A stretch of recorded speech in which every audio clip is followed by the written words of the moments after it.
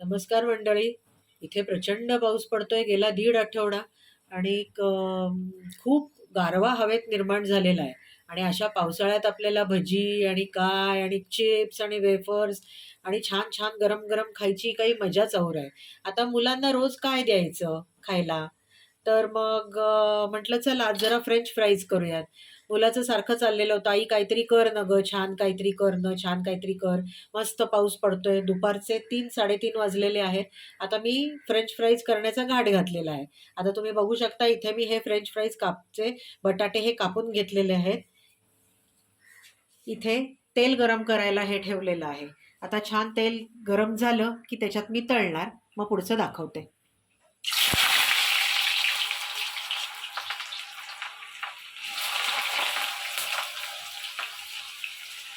बघू शकाल तुम्ही इथे तेलाला छान तापलेलं आहे तेल. आणि आता हे बटाटे छान लालसर होईपर्यंत मी तळून घेईन. छान कुरकुरीत बटाटे झाले की मी ते बाहेर काढीन. बघा आता हे बघा, हे छान लालसर होत चाललेले आहेत. अजून थोडेसे करूयात आपण, म्हणजे ते छान क्रिस्पी होतील. मी सतत असे हलवत राहिली आहे, त्यामुळे ते छान सगळ्या बाजूनी तळले जात आहेत.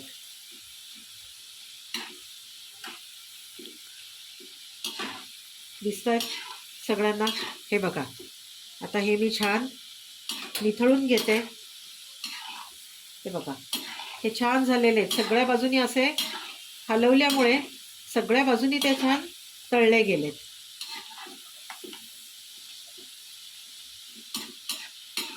गॅस मी मोठाच ठेवलेला आहे, नाही तर ते मऊ पडतील. गॅस जर का मी मध्यम आचेवर किंवा कमी आचेवर ठेवला तर ते मऊ पडतील. आणि आपल्याला मऊ पडलेले ते नको आहेत, कारण या हवेत, पावसाळ्याच्या हवेत कुठलाही पदार्थ लवकर सादळतो.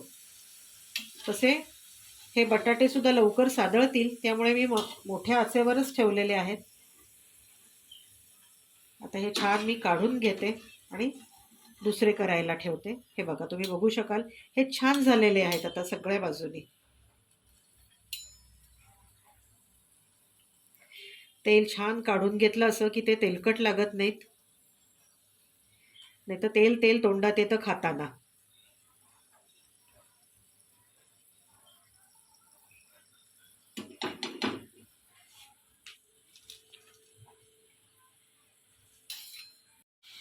अहो, आपण इंडियन माणसं, आपल्याला पावसाळा म्हटला की भजी, बटाटे वडे, वडापाव, समोसे हे प्रकार तर पाहिजेत ना. त्याच्याशिवाय काय आपलं जीवन काय सार्थकी लागणार नाही आहे, हो की नाही? आमच्याकडे हे असले पदार्थ खूप आवडतात. भाज्या खायचे नाक मुरडतात भाज्या खायचं म्हटलं की. पण असले तळलं पोळलं असलं की मग काय, आई आज काय बटाटे वडेच कर, मस्त एकदम वेदर पडलंय.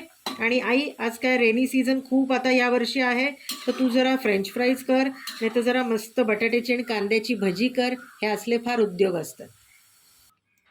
आता ह्याच्या वरीने बघा, मी हे मिरगुंड तळणार आहे. काहीतरी आपलं चेरीमेरी मुलांना हवंच असतं खायला. हे बघा, हे बघा, हे असे छान तळून ठेवले. फक्त हे हवाबंद डब्यात ठेवले की हे मऊ पडणार नाहीत. पावसाळ्याचा सीझन असल्यामुळे सादळणार नाहीत.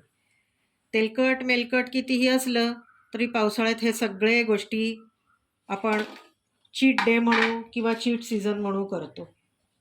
हे बघा, छान हे फुलून येत आहेत. आणि असलं खायला लहानांनाच काय, मोठ्यांना पण मज्जा वाटते. खरी ही भूक नसते, पण ही आपण एक छोटीशी भूक म्हणू किंवा टाइमपास भूक म्हणू, ही अशी असते. नुसतेच फ्रेंच फ्राईज करण्यापेक्षा थोडेसे मिरगुंड तळले, जरा तेवढीच मुलांना मज्जा. दुसरं काय आलंय?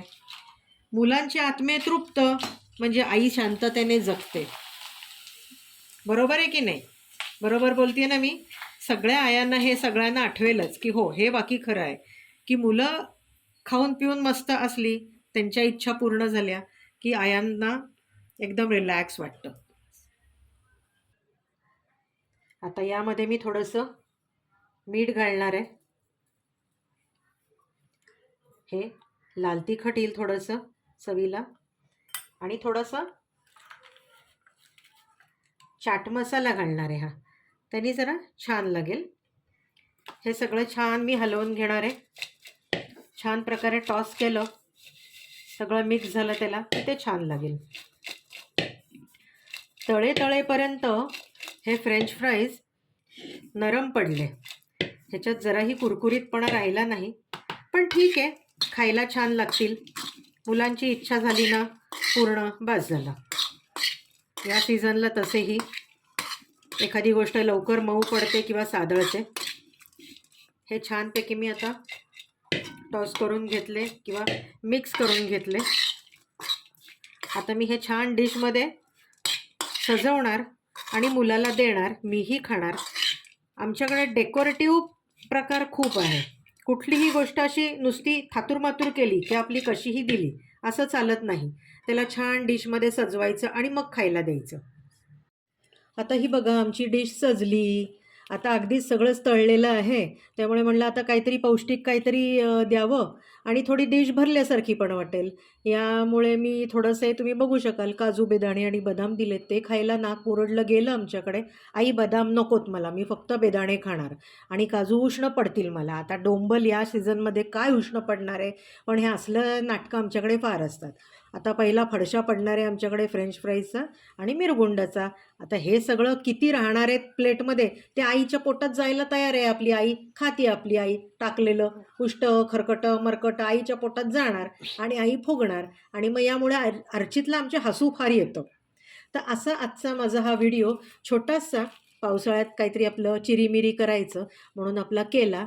आणि आता मी तुम्हाला दाखवते आज मी हे सगळं काय केलं हे असं अशा ह्यानी.